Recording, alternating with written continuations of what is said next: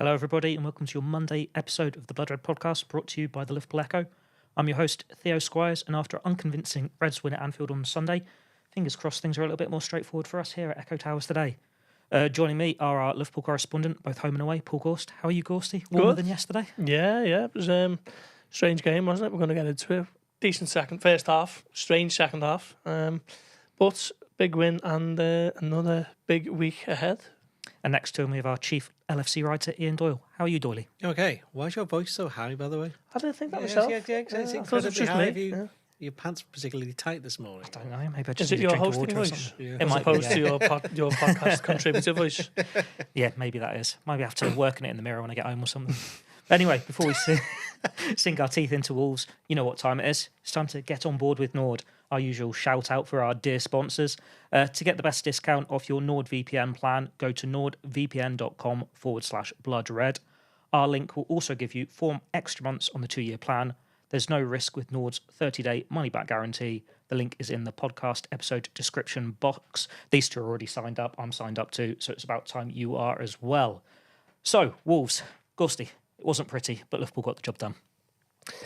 They did, yeah. I mean, Liverpool have made a habit of having much better second halves than they have first halves, having the under Arne Slot, and it seems to be a bit of a theme of the season. But this was the total opposite, really. Liverpool started well enough. Obviously, get the goal. Luis Diaz bundling it in off his stomach, I think. But the all counts his first one of 2025, and I don't think it was any coincidence that he has a bit of a better game playing off the left than he does playing this sort of makeshift false nine hybrid sort of thing, which started to work, didn't it, when Arne Slot debuted it against Leverkusen. Then I think we said on Friday that you're sort of getting less and less from it as it goes on. So thought he played much better off the left, and then Salah gets the penalty, which was his 42nd, was it, of 50 penalties? 42nd of 50, yeah. And Liverpool look well in control, and then the third one, haven't actually seen it back properly, but we're told it's offside, and Arne Slot didn't have too many complaints with it, so you'd argue that they obviously got that one right. And then the penalty, which I thought was nailed on at first, and then saw the replays in the press box, and I could see it coming that it was going to get overturned. And then once that happened, Liverpool sort of retreated into a bit of a shell, didn't they? And then the nerves got ramped up, and then Cunha scores a brilliant goal, and then by the end of it, it's absolute panic station, certainly in the crowd. And it was sort of filtering onto the pitch the longer it went on. And it was almost the feeling of, if there was another 5 minutes left, Wolves might have nicked an equaliser, and you wouldn't have really been able to argue that they didn't deserve it. So a big win, all things considered, but maybe just a little bit too nervy considering it's only mid-February. Yeah, Doyley, that second half, it was no bark, but no bite. Was that a wolf? Yeah, that was... Yeah, it's it's more not of a work. dog, is it? It's more of a dog, isn't it? The wolf, Same family? Wolves bark, do they? I don't think they do they? How? Yeah. You howl, yeah. Close enough. Well, you should have said that then, shouldn't you? Anyway, well, funny enough, the last 6 or 7 minutes, I didn't actually think Wolves were going to score. I think Liverpool had come through by that point. I think once Endo gets on and starts kicking people and getting in the way, I'm basically being James Milner, which I'm sure we'll come on to a bit later on. It's a very Didier Man moment. Yeah. I think by then, I think Wolves had they were getting a little bit too desperate, I think, by then.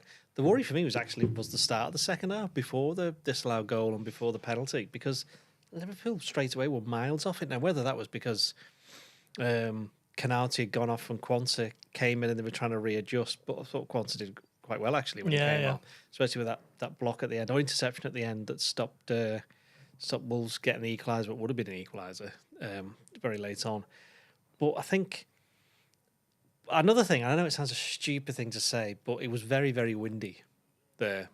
And in the first half, you could see there was some bits where certainly Totti just kept on miscontrolling everything. Yeah. And I think down that end, there was a bit of an issue with the weather. And I think Liverpool's defenders initially just couldn't quite fathom it out, and Wolves knew what to expect. So they were looking to take advantage of it. And I think if you add on the fact that Liverpool did look a little bit tired second half because they had the impact of what happened against Everton, not necessarily the last minute, but the whole game, because it was a tough game. Liverpool won't have many more tougher games than that, both physically and mentally, and emotionally as well. So I think you add all them up. And the other thing on top of all that was this is the second game in 15 days. They're going to get 5, in 15 days. And this was the one that everybody looked at and went, well, we're going to win that one. And I think there was that kind of, once they went 2-0 up, possibly a mistake to collectively just ease off and go, right, we've got some big games coming up. But the fact that Wolves were at it straight away from the start of the second half suggests that Liverpool should have perhaps ramped it up. What was almost mad was immediately. was mad was Liverpool didn't have a shot on goal in the second half. Well, that's down to two things. I think it's down to the midfield, which just, with the exception of Szoboszlai, just seems to completely stop working in the second half. And also, you had the fullbacks who were a bit more preoccupied because they had to be with the attackers, so they weren't able to get forward. I know. In fact, I don't think Trent got forward second half, and I think Bradley had one run. Robertson certainly didn't get forward in the second half.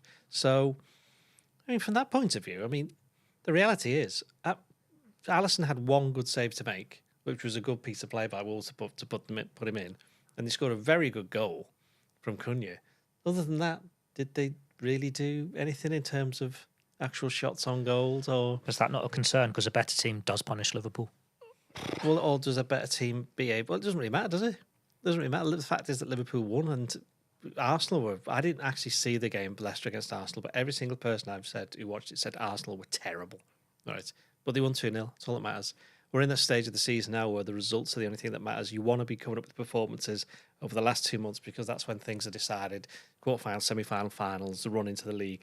Now you're just trying to get as many points as possible because you come through December, which is always busy at Christmas. You come through January, which this season has been ridiculously busy for the top teams. I mean, obviously Arsenal only had one fewer game over the January-February period because they got knocked out in the third round of the FA Cup. Liverpool knocked out in the fourth round. So the advantage that Arsenal may have had from that has gone. And we'll see that in March when Liverpool play one game in the Premier League at least. So I just think it's about getting the results, and as I said before, this was the one game that they knew they had to win, and I would imagine Liverpool will play considerably better against Aston Villa and considerably better against Manchester City. I think one of the things, though, as you mentioned there about, did Wolves have any real chances? And you could probably argue not really, apart from Munetzi in the second half, and Bellegarde puts him in, and it's a really good one-on-one save from Alisson. But the fact that it got that nervous and that sort of anxiety fed into the players for a game which the away team didn't really have many gilt-edged chances probably is not a good thing, really, because you think, like Theo says, better teams are going to come to Anfield, they're going to create better quality chances, they're going to maybe put Liverpool under the microscope a little bit more, and if that's the sort of atmosphere that it's all going to be played in, that can't be conducive to Liverpool getting the results. Well, the different thing to that is, when Newcastle turn up next week, Liverpool will be expecting a tough game, and they'll be expecting Newcastle to have chances. They'll be expecting Isaac to do this, that, and the other. Expecting Anthony Gordon to have a run. They'll be expecting it. They weren't expecting it from Wolves. It'll be a better atmosphere as well. Yeah, well, and also I think that they're not going to play. I mean, how many teams are going to have a better second half against Liverpool at Anfield, kicking towards the Kop, than Wolves this season? I'd be surprised if there's any, to be honest. There hasn't been any so far. Chelsea possibly, that's one, but that was it. So sometimes you have to give credit to the opposition, and the substitutions that Vita Pereira made were really good. And as I said before, Liverpool not so much took the eye off the ball, but just went, this is one where we're already winning 2-0. And I think not complacency, it's just the thing that Liverpool fans wanted more than anything with Slot coming in is a bit more control. So they tried to get the control, but for the reasons we said before about Wolves doing very well and Liverpool's players being a bit tired, emotionally, mentally, I should say, rather than just physically, I think it all fed into it. And going back to the point you made about the crowd, I think after Wolves scored, you could see Wolves were going to score. The crowd were getting a bit annoyed. Liverpool kept on giving the ball away, so that goal was kind of obvious. But I think funny enough, it was after Robertson did his thing where he turned to the crowd, didn't he? And he told them to possibly calm down a little bit, which I agree with him. And of course, the minute you say that on social media, everyone goes, well, all the fans go, perhaps he should be concentrating on his job, defending this, that, and the other. But, that is part of the experience of playing at home is the crowd. The crowd have helped Liverpool and other teams to win trophies in the past. So you kind of need them on side. You need them to, while they might be a bit nervous and they might not be happy with the way they were performing in the second half, which is fair enough, I actually think towards the end, there was a bit more defiance in the crowd, and you saw that with you wrote about it, didn't you? That when they were winning free kicks in the last 10 minutes, when Endo was doing that, they were cheering. When they were winning a goal kick, they were cheering. When they were getting the ball cleared, it was like the last 10 minutes of a cup tie. But it's going to be like that between now and the end of the season.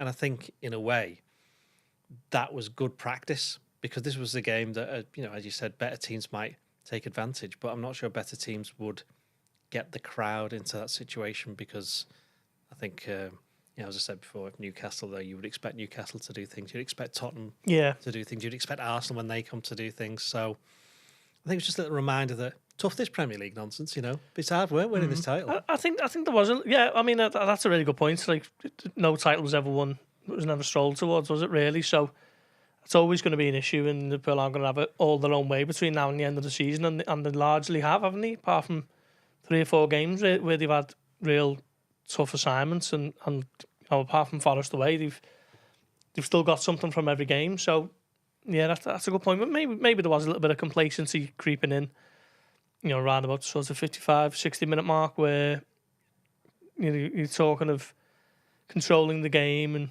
conserving your energy for this difficult run next week this week now with Villa and City to come, and then Newcastle the following week. And once you dip by even that 2 or 3%, as their professionals talk about, that's when it can be dangerous, and the other team can come back into it. And it was a brilliant goal from Cunha, wasn't it? And he might not score that 9 times out of 10 when he tries it again against the goalkeeper as good as Alisson, but he sticks it away in the corner and sets up a nervy 25 minutes. But ultimately, Liverpool hold on and big 3 points to keep their 7-point advantage. In contrast to Everton, there probably wasn't too many controversial moments in this one, as Gorst has already mentioned. I suppose if you ask Wolves maybe supporters, they think there was possibly one. That is what I was leading to. You've just jumped the gun there. So I was going to say the penalty overturn, we've all agreed that was the right decision. The offside was the right decision. But there does seem to be a difference of opinion on whether Ibrahima Konate should have stayed on the pitch, depending on if you're of the Reds' persuasion or of Wolves. It's just a 50-50 call. I think it's one of these ones where if he'd have got a second yellow, I don't think anybody would have complained. And that he didn't get a second yellow, I think some referees would justify that. I just think that's just simple as that. Yeah. It wasn't the worst foul ever in the world. Where the position of it wasn't particularly great. And it still gave Wolves a good chance to score, which they nearly took, by the way. He only just killed it wide. So... no, it's one of them that ultimately... It was really interesting, though, that he got subbed at half-time. And I know some people who watched the game who were by the tunnel, and as Konate was going off, one of them shouted and said, see you next week, Ibu. As if to say they knew then that he wasn't going to be coming back for the second half. And yeah, as I said, Quansah came on and did well. And I think Konate had one of his games where he was a little bit up and down, and I think it was right, that long ball that just went right over the top, and Cunha was almost in straight away. And I think that was partly responsible for the weather.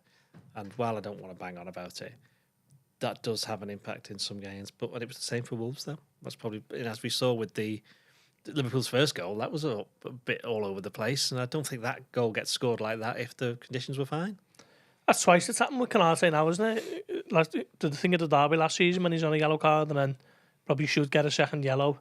For something very similar to what he got the card for yesterday, actually, and gets away with it on Beto, was it? And then Jurgen Klopp brings him off straight away, and then obviously it's happened again. And I think Slot did that on Wednesday with Conor Bradley as well, didn't he? Seems to be not taking any chances once he thinks a player's on a yellow card. Stung by Andy Robertson.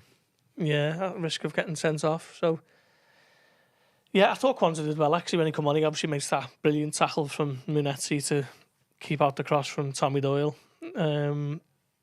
And a good 45 minutes for him, really, because he's been a bit up and down this season, which was very different to what he was doing last year when he just looked like he was going to be, he ended the season as Van Dijk's first choice partner, didn't he? So good for him to come in and build on something and something to cling to. I still obviously think Konate is the first choice with Van Dijk, but good 45 minutes from Quansah. Yeah, it's a welcome boost to see that from Quansah as well, when you think Gomez could potentially, if he has to go have surgery, be out for the season. You're going to need that option. Yeah, they will do. I mean, you've got Endo as well, but I'm pretty sure that while he's played there at centre-back, I don't really think Slot wants to put him there. Although he's done well when he's played there. So I think he would prefer him as an option in midfield, as we saw. Played Gravenberch there a couple of times, hasn't he? Was he? He's moved him there during the game. Oh, it was during the game, though, wasn't it? What was it? It was the Fulham, and there was another one. Fulham and Forest. That was it, Forest, yeah. We'll move on to Gravenberch now. It's probably one of his lesser performances so far this season. He wasn't at his best. He's looking like you need that alternative to him. But at least Wataru Endo came on and put in a really good performance off the bench. Another substitute who made an impact. Yeah, I just wish he'd have brought him on Wednesday. I was screaming out for it as soon as Salah made it 2-1. You're thinking this is a tailor-made for Endo. Think of an ideal situation where you want to use Endo. in this sort of role that he's in, where he just comes on and helps see out games and wins fouls and wins the ball. You know, nothing particularly fancy, but he was left on the bench on Wednesday. And I think he showed exactly what he's all about when he came on yesterday. Obviously gives away the foul on Cunha for the free kick. But when he wins that foul late on with Pedro Lima going down the Liverpool's left, no, like Doyle said before, it was almost celebrated like a goal. And I just thought he really helped see it out and used his nous and his experience and, you know, all that sort of stuff is going to be vital for the next 2 months. He actually got the fans man of the match on the club social channels. Yeah. That's his impact.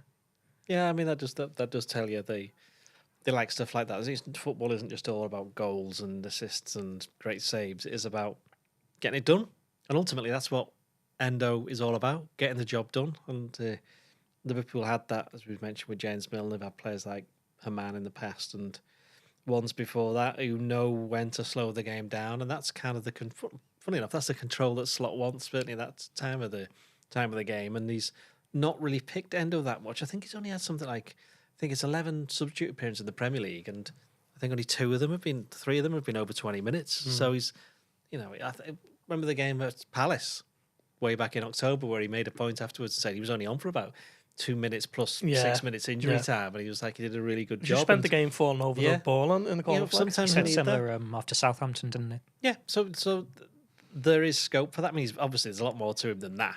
In the same way, there was a lot more to Milner than that. But yeah, I think if Liverpool are going to go and see this one through, while they can talk about learning from the experiences of last season, which they will do collectively, you've got to remind the midfield is Gravenberch's 22.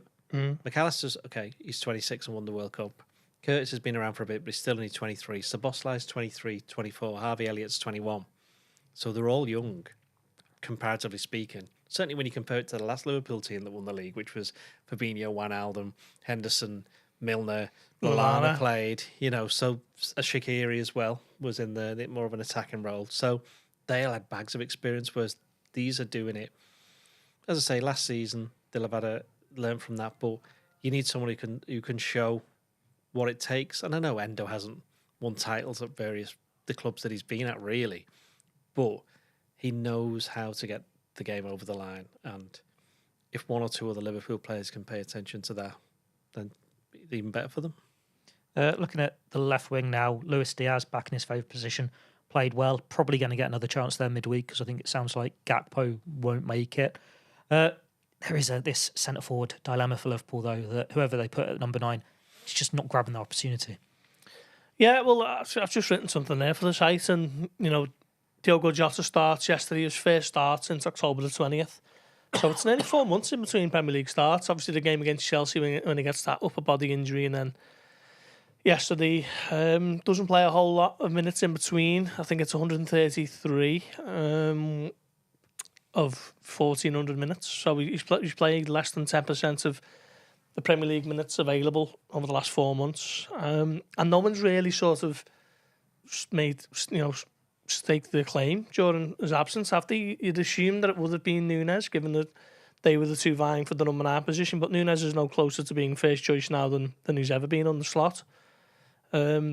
Diaz, like we said, he was trialled as the false 9 and it sort of worked for a bit and then increasingly hasn't, and it's no coincidence for me that he probably has his best game in a while playing off the left. So yeah, for a number of reasons, Liverpool, I've said it for ages now, haven't I, really, but Liverpool need a number 9 this summer. Not much they can do about it now. But I think that's really an issue, an area for them to look at, and it's probably the main one for this summer, actually. I think left-back is one as well, but I'd be targeting number 9 in the summer. But for now, I guess it's just a case of who's best suited, and as long as he's fit, it's going to be Jota, because I thought Liverpool looked a bit more of a better attacking entity, certainly in the first half anyway, yesterday when Jota was through the middle and Diaz was off the left. And Gakpo's having a great season, but I wouldn't really want to see him move centrally anymore now, because I think he's shown with Diaz that they are best suited to the left side. I don't know what you think. I think it's going to be horses for courses over the remaining games of the season. They'll just pick Diaz, they'll pick Jota, they'll pick Núñez for whatever they deem best for that particular fixture. It's like, would you be surprised if Núñez started against Man City, for example? You wouldn't be No, surprised. no, You wouldn't not be surprised necessarily. at all. Yeah, you wouldn't be surprised if he started against Newcastle. I mean, you might be slightly surprised if he starts against Villa because his substitute appearance was not particularly great, although it wasn't entirely down to him. The fact that Liverpool didn't get a shot, as we mentioned before, and they only had 3 touches in the I forgot who they played. Who did he just play? Wolves. That's the ones. Yeah, in the Wolves box compared to 20 in the first half. Just tell you the way that the game went. So it was tough for him, but yeah. It's interesting that we're kind of realising now that it's almost like if you could get Firmino back and take 6 years off him, he'd be perfectly suited for this team. It's Slot's team is not that far removed in an attacking sense to what Jurgen Klopp ended up with. Because you've got to remember when Klopp was at Dortmund, they had Lewandowski, so he played a completely different way there. It's whether or not in the summer, as Gorst has mentioned just before, and he's written about in the past, that which way do they want to go in the summer? Do they go for this kind of falsy number 9, or do they go for an actual striker? Because then that would obviously then influence who they might have to buy in the wings. Because the thing is, Salah's still not signed his contract, so he's going at the moment. That which will now be clipped, by the way. Yeah, unless he agrees a new deal. Yeah. Same with Van Dijk, same with Trent Alexander-Arnold. This is just statements of fact. Yeah. So they'll need somebody there. And on the left, we've heard the stories about Luis Diaz. He was linked very much away with a move away in this last summer, and I'm fully expecting all those rumours to start again at the end of this season. Already have started, really. Well, yeah, exactly. So that will determine the way Liverpool go, and you'd be amazed if both Jota and Nunez are still at the club this time next season. I think. Yeah, I think there will be changes up top, but I mentioned that's not until the end of the season. Liverpool have to get through this. And it's funny, it's a little bit like Arsenal, isn't it? It's like they haven't really had a striker all season.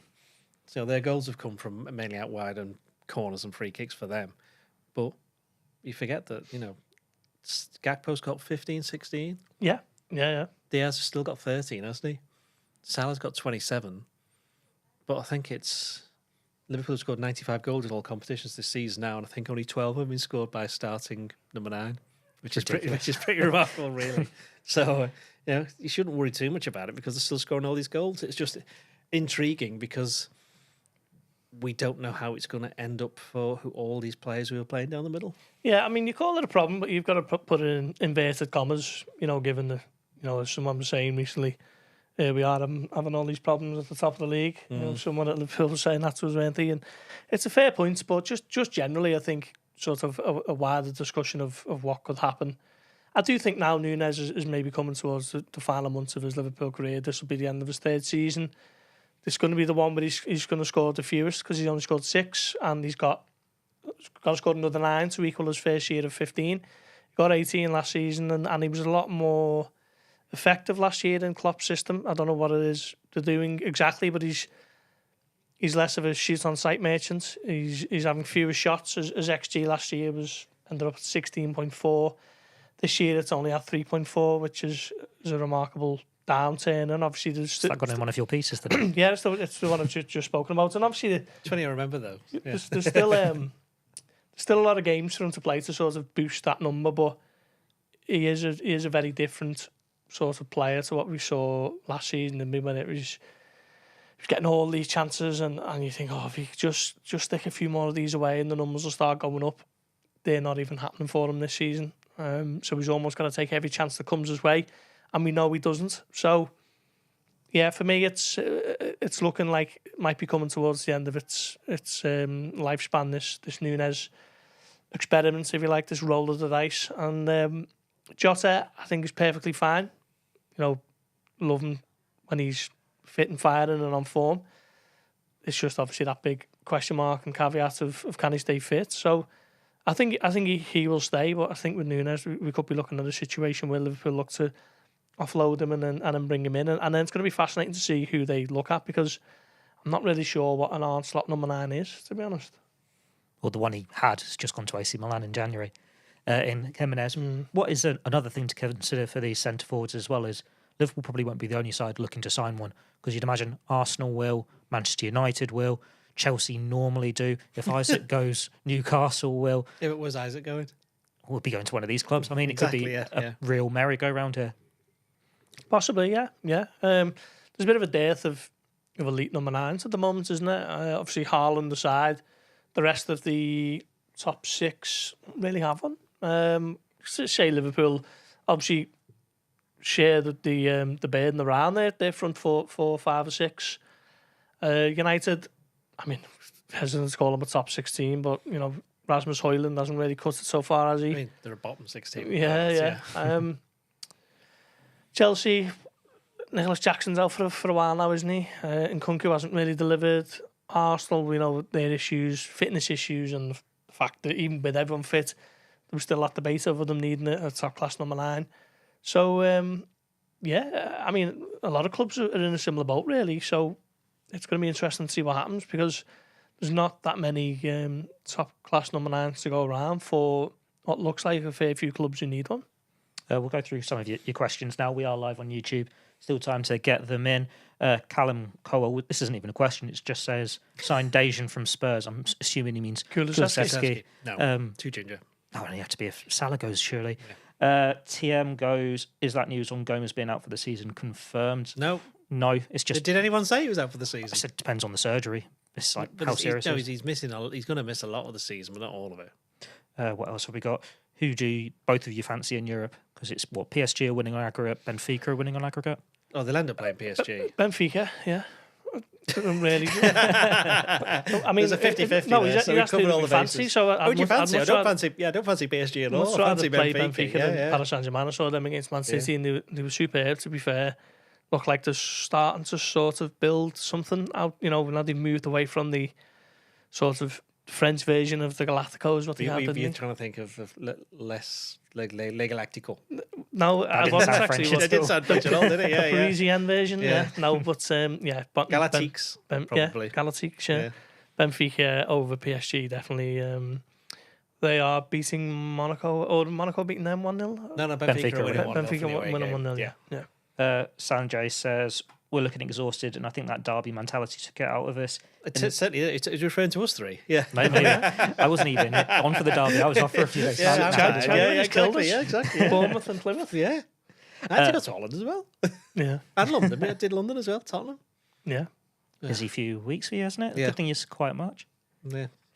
Julian says, I touched this one with you at the start before we went on air. Oh, what was the question? Sorry, we made one from Julian. No, the one before that. I was just saying they look exhausted. In the end, it wasn't a question either. It was just a comment. It was an observation. But Julian's is a question. Would you guys take right now having to win on the final day to win the league? Yes. Yeah. Yeah. There's no way you can say not, really. What else have we got? I think it's just transfer observations here. People going, we need a striker, we need 2 defenders.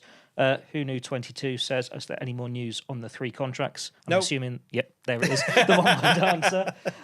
We'll do a bit more now on the title race, starting with Arsenal weren't great either, as you've already mentioned, Doyley. But are they still favourites? Yeah.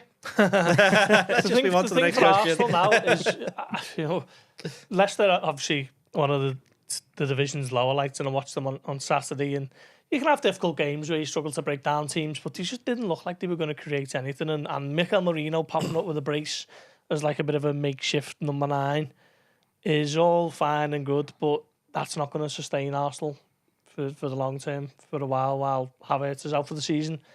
Jesus is out for the season. Is he? For the season. Did his ACL, didn't he? Of course, yeah. I'm not sure when Saka's going to be coming back. Probably doesn't look like he's anywhere near, because he was he's watching with his dog, wasn't he, at the women's derby at the weekend? Yeah.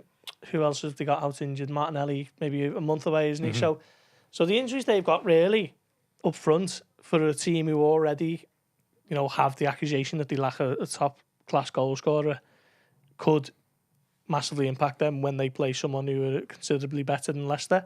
And at the end of this month, they've got a 3-game run where they're playing Chelsea, Man United and Nottingham Forest. Yep. Now, Man United is at Old Trafford, so, they would might I mean, Ruben Amorim's lost 8 of his 14 games, has he? I think I read today. So maybe you're not expecting much from them. But Chelsea should put up a little bit of a fight. And I think that game, Nottingham Forest, going from what Liverpool had just a few weeks ago, that's at the City Ground as well, isn't it? It's going to be unbelievably difficult for the team who don't score very much because they defend really well.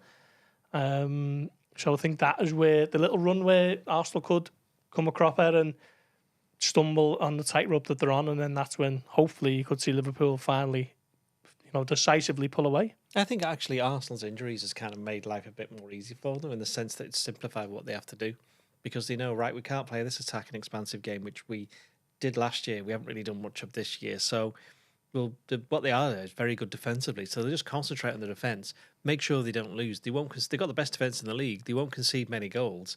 And then just try and take advantage of all those corners and set pieces that certainly at the Emirates, their fans absolutely love when they get a corner. So I think Saka's been a huge miss for them with that, though, because his corners have been on the money, haven't they?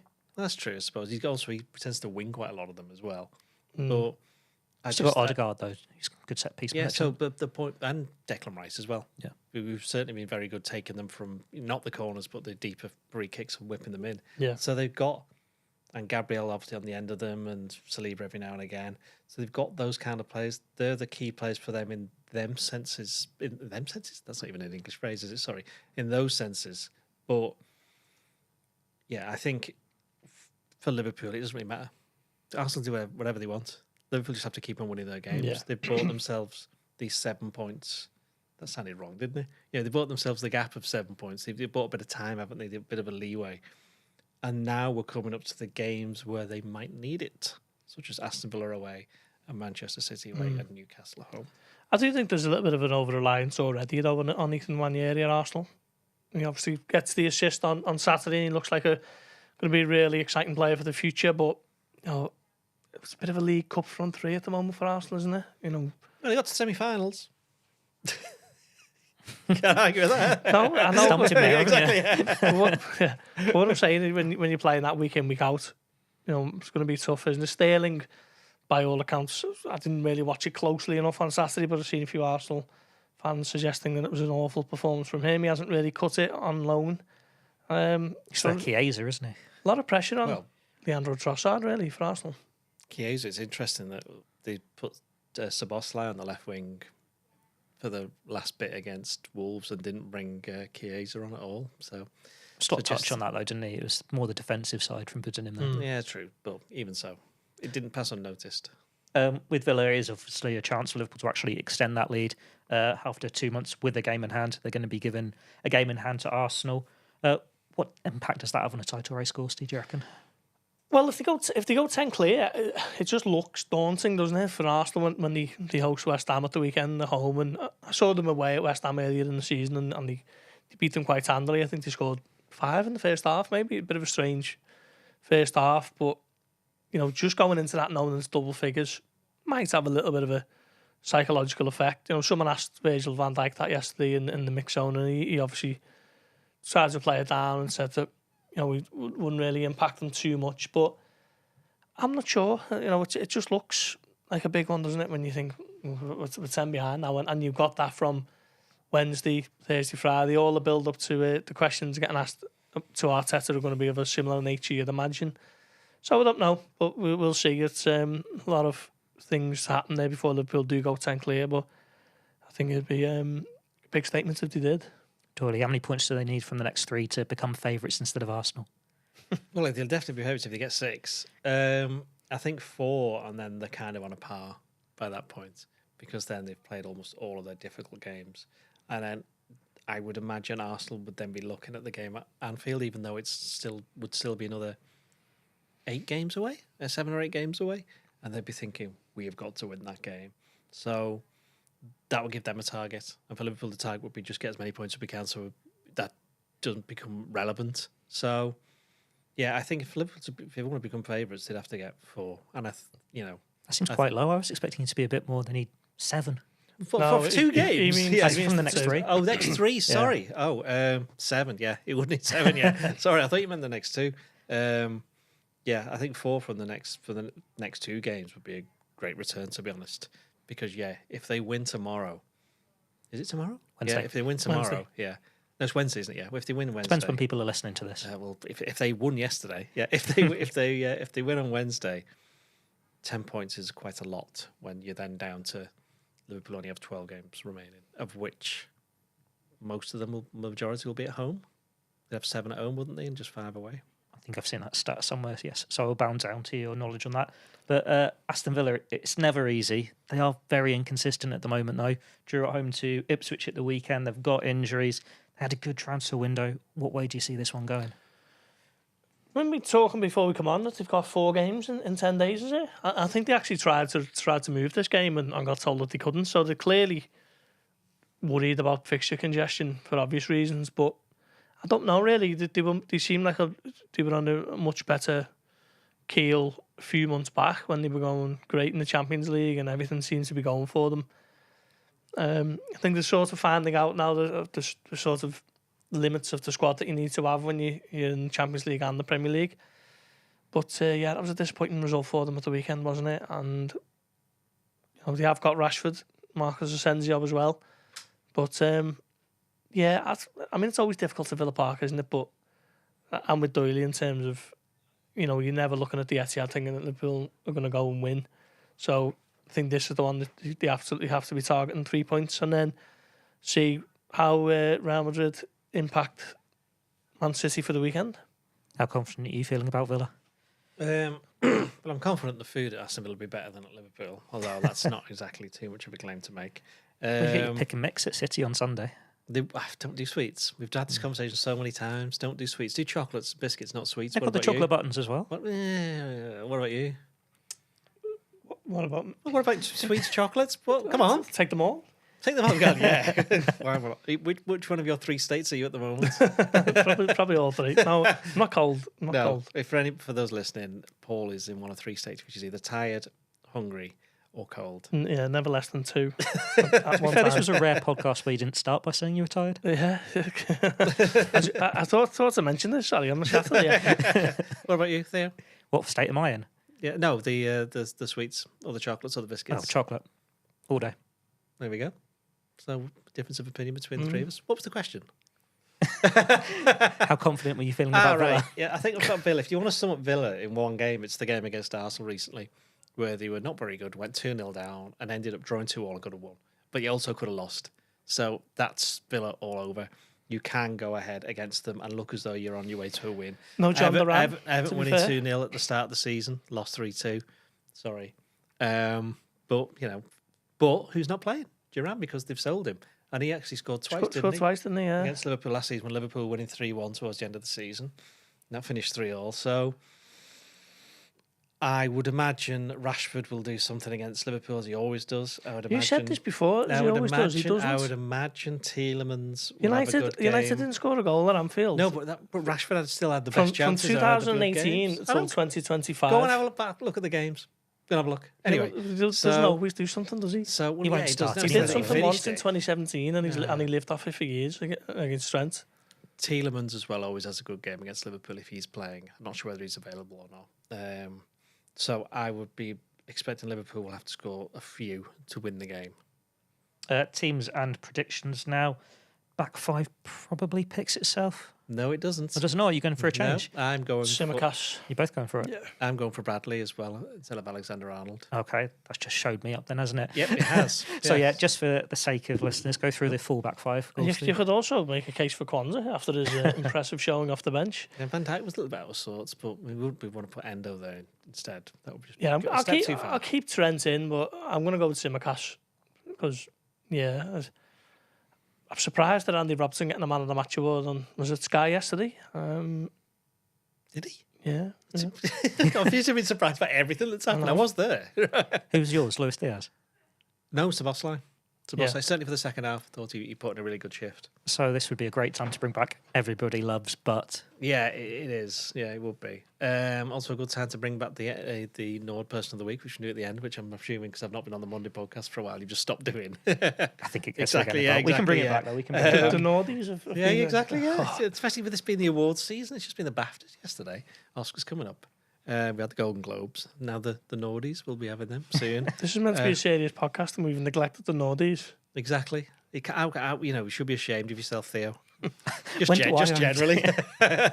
Tsimikas for Robertson is my headline. And I would have Bradley in for Alexander-Arnold. Okay, midfield. Do you bring Curtis Jones back in? I would play Curtis Jones instead of Gravenberch with McAllister and Szoboszlai. I'm going to take Szoboszlai out.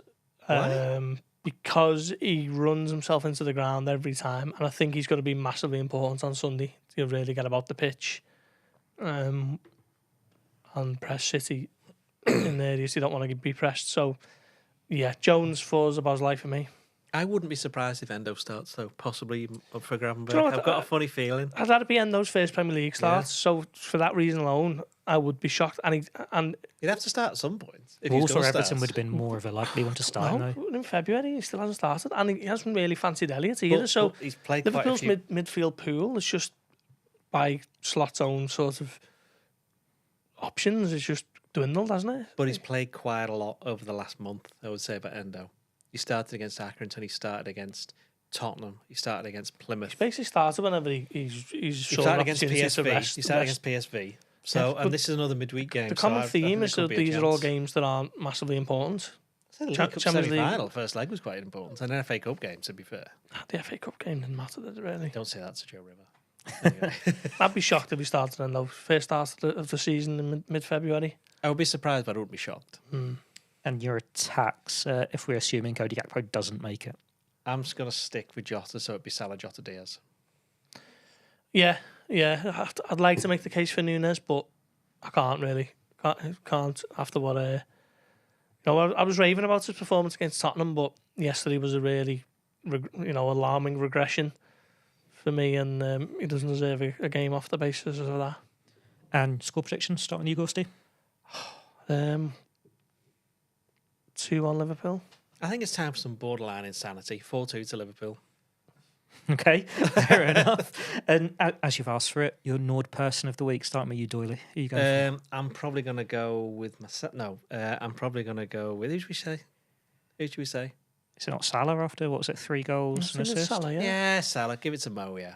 He's going to win overall anyway, so let's just give him Give it to Mo, and then we'll We'll get him in on the pod. We'll run it by Give Liverpool yeah. and see if we can get up there and award them Yeah. and have a sit down with them. Just say to him, I know you're trying to organise a new contract, Mo, but do you know about your internet security? You've won the Nordy. Yeah. Maybe that's why it's not done yet. He needs a secure network to sign off. Maybe. You know, I will literally give you £1 million if that's the case. Not my money, like, but... Well, thanks. That's all we have time for today. So thanks to Gorsty and Doyley for joining me. Thanks to all of you watching at home for tuning in. Join us again on Friday when we'll look back over Villa and look ahead to the small matter of Man City. Goodbye.